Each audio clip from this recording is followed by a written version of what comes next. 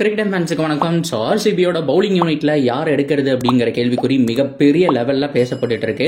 So ஆர்சிபியை பொறுத்த வரைக்கும் Reece Topley, அது மட்டும் இல்லாமல் அல்சாரி ஜோசப், ஃபெர்குசன் அப்படின்னு சொல்லிட்டு 3 பேர் வச்சிருக்காங்க.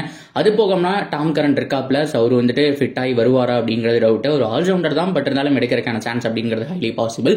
ஸோ இந்த நிலைமையில ஒவ்வொருத்தரும் வெறித்தனமா பெர்ஃபார்ம் பண்ணிட்டு இருக்காங்க. ஸோ அந்த வகையில் நேத்து ரீஸ் டாப்லியோட பெர்ஃபார்மன்ஸ் எக்ஸ்ட்ரானரிங்க. லோ டோட்டலை எப்படி டிஃபெண்ட் பண்றது அப்படிங்கிற யோசிக்கும் போது இந்த மாதிரி ஒரு பவுலர் வந்துட்டு ஆர்சிபிக்கு தேவைப்படுறாங்க. ஸோ நேத்து ஒரு லோ டோட்டலை டிஃபெண்ட் பண்ணியிருக்காங்க. அதுக்கு மிக முக்கிய காரணமா ரீஸ் டாப்லி இருந்திருக்காரு. ஸோ நேத்து யார் யாருக்கு மேட்ச் நடந்துச்சு, ரீஸ் டாப்லி எந்த டீம்ல இருந்தாரு, எப்படி அந்த பெர்ஃபார்மன்ஸ் இருந்தது அப்படிங்கிற எல்லாத்தையும் டீடைல் இந்த வீடியோவில் பார்த்து தெரிஞ்சுக்கலாம். அதுக்கு முன்னாடி ஃபர்ஸ்ட் டைம் சேனலுக்கு வரீங்கன்னா மறக்காம சப்ஸ்கிரைப் பண்ணி சப்போர்ட் பண்ணுங்க. அப்போ அப்டேட் எல்லாமே எங்களை வந்து சேரும். சரி வாங்க வீடியோக்குள்ள போலாம். ஸோ எஸ்ஏ T20 போயிட்டு இருக்கு அப்படிங்கிற விஷயம் நமக்கு தெரியும். ஸோ எல்லாருமே நல்லா பர்ஃபார்ம் பண்ணிட்டு இருக்காங்க. சவுத் ஆப்பிரிக்காவுடைய கிரிக்கெட் இன்னும் நல்லா வளரணும் அப்படிங்கறக்காக இந்த லீகை வந்துட்டு நடத்திட்டு இருக்காங்க. செகண்ட் இயரா வந்துட்டு சக்சஸ்ஃபுல்லா போயிட்டு இருக்கு. ஸோ அந்த வகையில் ஆர்சிபி ஃபேன்ஸ் யாருக்கு சப்போர்ட் பண்றதுன்னு தெரியாம தான் இருப்பாங்க. பிகாஸ் சென்னை சூப்பர் கிங்ஸோட பிரான்சைஸ்ல ஃபேப் டு பிளஸியா கேப்டனா இருக்காரு. Joburg super kings Faf du Plessis support பண்ற எல்லாருமே வந்துட்டு பண்ணிட்டு இருப்பாங்க. அப்படி பார்க்கும்போதும் ஆர்சிபி பிளேயர்ஸ் நிறைய பேர் பிரிஞ்சு ஒவ்வொரு டீம்ல விளையாண்டுட்டு இருக்காங்க. ஸோ அந்த வகையில் ரொம்ப முக்கியமான நேற்று மேட்ச்ல பாத்தீங்க அப்படின்னா தொடர் தோல்விகளாக ஆயிட்டு இருக்கு. இந்த மேட்சாவது வின் பண்ணுவோமா அப்படிங்கிற மாதிரி பார்த்துட்டு இருந்தாங்க. டார்கெட் என்னமோ லோ டோட்டல் தாங்க, 148 தான் ஈஸியா அடிச்சு போடலாம் அப்படிங்கிற மாதிரி பவுலிங் நல்லாவே போட்டிருந்தாங்க ஜோபக் சூப்பர் கிங்ஸ். ஆனா 140 திருப்பி அடிக்க முடியல. ஸோ அவங்களால வெறும் 108 ரன் பக்கமே எடுத்து ஸோ அந்த ஒரு மேட்ச் அப்படிங்கிறது முடிவுக்கு வந்தது. இதுக்கு காரணம் யார் தெரியுமா? Reece Topley. இப்போ ஆர்சிபி ஃபேன் சந்தோஷப்படுறதா வருத்தப்படுறதா அப்படிங்கிற மைண்ட் செட்ல எது எப்படியோ என் பிசினஸ் சக்சஸ் அப்படிங்கிற மாதிரி. ஸோ இந்த பக்கம் ஃபேப் டு பிளஸியோட பிளேவையும் பார்த்தாச்சு. ஸோ அந்த பக்கம் ரீஸ் டாப்லி தர்பன் சூப்பர் ஜெயின்ஸ்க்காக ஆடிட்டு இருக்காரு. எக்ஸ்ட்ரானரியான பவுலிங். சப்போஸ் நீங்க ஹைலைட்ஸ் எல்லாம் மிஸ் பண்ணியிருந்தீங்க அப்படின்னா போய் பாருங்க. ஸோ மேட்ச் பார்த்துருந்தா சந்தோஷம். இல்ல அப்படின்னா நீங்க போய் அந்த ஹைலைட்ஸ் பாருங்க. அவங்களுடைய அந்த சீமன் பொசிஷன், அந்த லென்த், லைன் அண்ட் லென்த் எல்லாமே பர்ஃபெக்டா இருந்துச்சுங்க.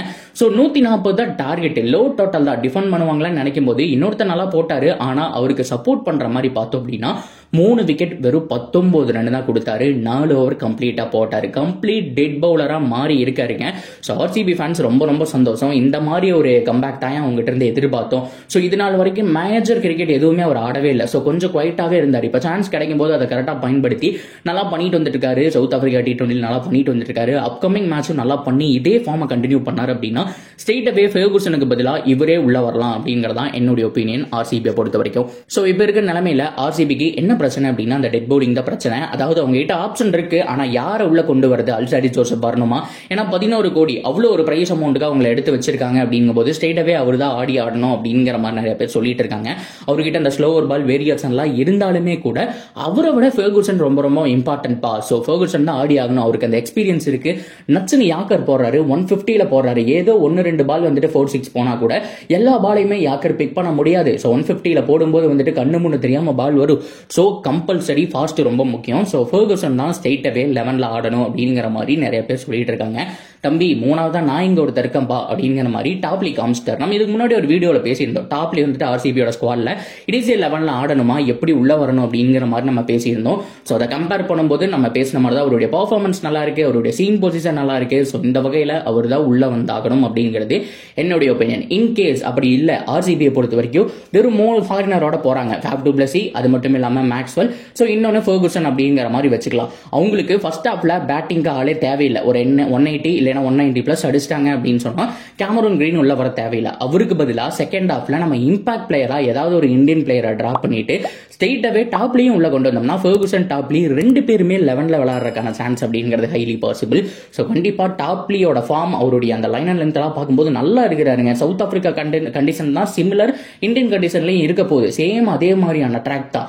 ஸோ கொஞ்சம் மாற்றங்கள் தான் இருக்கும். நீங்க மற்ற கிரவுண்டை கம்பேர் பண்ணும்போது இந்தியாவையும் சவுத் ஆப்பிரிக்காவும் வச்சு பாத்தீங்கன்னா டிட்டோ சேம் மாதிரி தான் இருக்கும். என்ன கொஞ்சம் பவுன்ஸ் அதிகமா இருக்கும். ஸோ மற்றபடி ஸ்பின் அங்கிருந்த பியூரான ஸ்பின்னர்ஸ் எல்லாம் நல்லா பண்ணிட்டு இருக்காங்க. ஃபார் எக்ஸாம்பிளுக்கு தர்பனுடைய கேப்டன் கூட மகாராஜ் தான், அவரும் நல்லா தான் பண்ணிட்டு இருக்காரு.